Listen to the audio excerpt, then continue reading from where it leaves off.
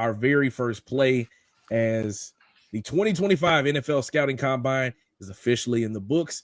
And what a week it was in Indianapolis. We saw jaw-dropping 40-yard dash times and a few under-the-radar prospects who might have just skyrocketed their draft stock. So with all that in mind, after the drills, interviews, and surprises are done, Elijah, who was the person that shined the brightest at the Combine?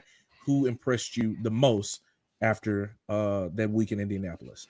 A couple of guys, man. Golden actually did from Texas, Matthew Golden. I thought he did pretty well.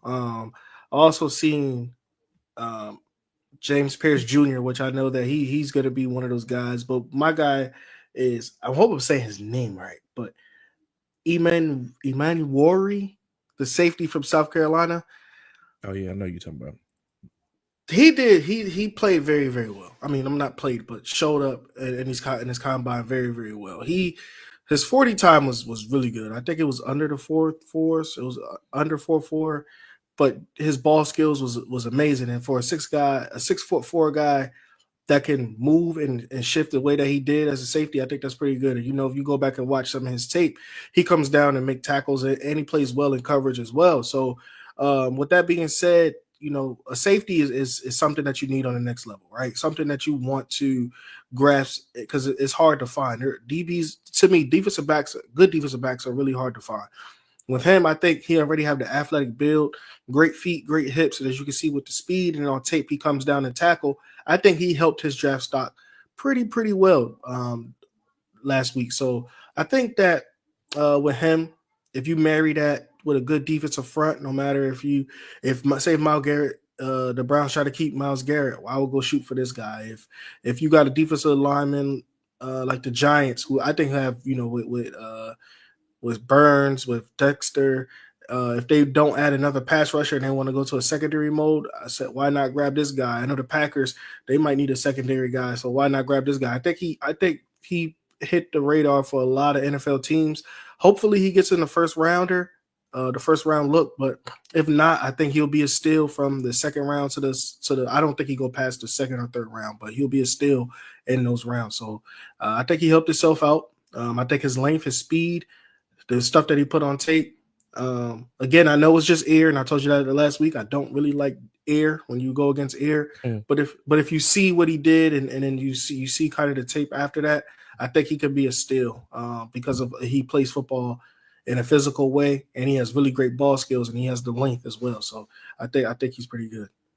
Yeah, man, he did have some impressive moments there in the combine. I am in total agreement with you about James Pierce, the defensive lineman out of Tennessee. And, going into, I think 2 years ago, he was getting a lot of the buzz that Abdul Carter from Penn State was getting. Like, people were like, man, this dude, James Pierce, he the one. I think that was his sophomore year. They were like, he the one. He's the one. And then as Tennessee recruited more guys, a little bit of his snap count went down. So his quote unquote ability to produce went down, when in actuality, they just got a deep defensive line room. So it's going to be less snaps because it's a lot of good dudes that you need to play. When you got a lot of mouths to feed, you got to feed them. You know what I mean? But him for a 245-pound, 6'5" defensive lineman to go out and run a 4.47, a first-round draft pick. He has put himself in position to go and make a whole lot of money. If I'm the New Orleans Saints, they're at number 9. I know I said Mason Graham, and I know, we keep changing. That's why mock drafts happen and all this stuff. But after seeing him run a 4.47, and you're switching to a 3-man front where, typically because you're in more of a passing league, you're probably going to be in like a 3-3-5 set. Well, you have 3 down linemen, 3 linebackers, 5 DBs. What you can do is, all right, we got 3 down linemen. One of those 3 linebackers can be a James Pierce. We can bump him over, put one of your ends into a 4-eye, put him as a wide 5 or 6, let him rush the passer on third down to where it looks like a 4-2-5, but it's really a 3-3-5. A guy like that, bro, as disruptive and as explosive as he is, and then when they did the on-the-field drills, they had the little figure 8 drill. That's one of my favorite drills to watch defensive linemen do, because you really get to see how they're able to bend and, set the edge and create an ability to turn the corner, because that's what it's all about, especially at the end position. How well can you bend the corner and cut down and get closer to the quarterback, because you're the furthest away, right? And the angle the tackle is taking, if your job is to set the edge, you still need to stay outside. So if your job is to get to the quarterback and also set the edge at the same time, you got to be able to bend and turn the corner to where you can stay upright, keep your balance, get pressure on the quarterback, and make him uncomfortable there in the pocket. And he's definitely a person that can do it. I'm also looking at Jared Wilson out of Georgia, running a 4.84 as an offensive lineman, a center. Hey, bro, athleticism on 1,000. An offensive lineman pulling at that type of rate, at that type of velocity, bro, you talking about something scary. Like, I think at the time, I think one of the fastest 40s for O lineman was like a 4.91 or something like that. And then he was the final 40 of the O lineman for the day, and he comes out and runs a 4.8. Like, take that. You know what I'm saying? Like, what a crazy, freakish athlete to be more than 300 pounds and have the ability to fly like that. Boy, somebody's going to get a steal with him. I don't know where he'll end up in a lot of drafts, but if I'm looking at that, knowing that you're coming from a team like Georgia where they run the football and you've played in the SEC, so you've played against a lot of good defensive linemen and you can move like that, we got to make some shake. We got to go pick him if I'm a general manager. And then finally, I'm also looking at Mason Taylor out of LSU, the tight end. I don't believe he ran a 40, but his on the field drills, the little I don't know what's it called, that drill where they like turn one way, turns the other way, and then they run down the line back and forth, catching balls from opposite directions. He did that, and they showed like the next gen stats, and they did the little line, and he nearly ran a straight line, straight down the line, catching them passes, hugged the sideline, didn't drop a single pass. And we saw so many times us firsthand in Tiger Stadium the way that Mason Taylor was a security blanket, whether it was for Jaden Daniels, whether it was for Garrett Nussmeier, the ability that he can, go down the field, he can stretch the field, he can block in the run game. He's proven that he can be a huge asset to whatever team is going to get him in the NFL draft.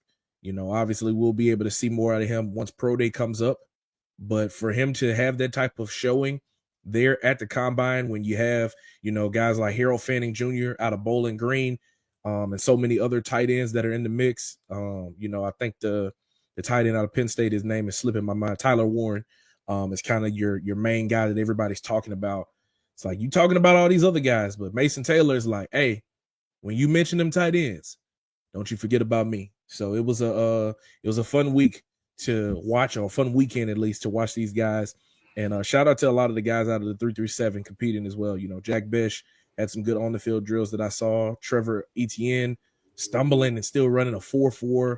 Trey Amos, Zy Alexander, those guys to be able to go out and compete. Trey Harris was out there doing interviews and stuff. I don't know if I saw any of his cut-ups from throughout the day, because, in the midst of me working, I'm periodically checking in to see who's doing what and everything. But shout outs to the guys out of the 337.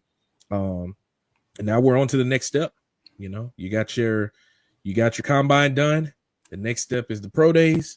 And before you know it, bro, the NFL draft. And we know what them draft day parties be like, man. We don't know what that be there. Hey, do you don't think it's weird though? So we just talked about all these guys who shine the brightest. I know Cam and Shador didn't participate, but other quarterbacks did. You don't think it's weird that we're not looking at quarterbacks and saying, "Oh, he impressed me"? Like, you think like it's starting to shift. Like, hey, I know they're usually the top tier, the top picks, but it's starting to shift. Do you think it's starting to shift now? Like, hey, we're going to go with best available, or what really fits us, instead of just saying we're going to take this quarterback? I think it is going to that. I know a lot of the conversation from what I've seen, like other media talk about, is that who is going to be that third quarterback. You got Tyler Shough out of Louisville. You got Jackson Dart out of Ole Miss, which I saw a couple of his throws that he made there at the combine, and he looked pretty good. So everybody's now looking for, you got 1A, 1B with Cam and Shador, but now it's like, all right, who's that other guy that can not necessarily be the quote unquote, franchise changer, but he can come in and be somebody that he can turn things around, or he can start to be the change that you want to see in your franchise. I think Cam Ward and Shadur, they have emphasized it verbally. The swagger that they have on the field, the style of play that they have emphasizes that. Like Shadur said, do you know who my dad is? Like, I'm used to the scrutiny, blah, blah, blah, all that stuff. So he definitely understands that Cam Ward is the same way, a little bit more laid back in his approach. But both of those guys know what they bring to the table. But it's the other quarterbacks now that, as we're going to be entering into the pro days, who going to be the one that separates themselves from the rest of the pack to be like, all right, you're going to take Cam and Shadur? That's cool. But you better not forget about me either. You know what I'm saying? Thank you so much for watching this clip of the Fitz Take podcast. Be sure to like this video and also subscribe to the YouTube channel. And also follow me and Elijah on our social media platforms. They will be linked down in the description. And remember, every episode of the Fitz Take podcast will air right here on the YouTube channel every Monday at 2 p.m. Thank you so much for watching, and we'll see you next time.